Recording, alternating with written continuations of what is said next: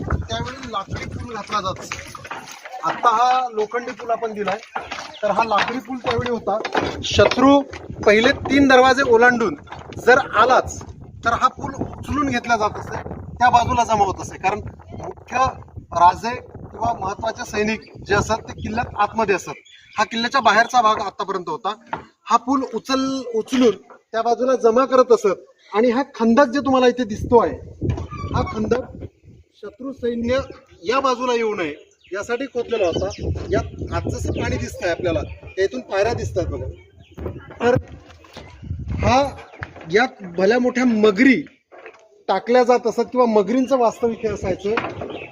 साधारणतः या किल्ल्याची संरक्षण यंत्रणा किंवा संरक्षणाच्या दृष्टीने मगरींवर देखील सोपवलेले आपल्याला दिसून येईल.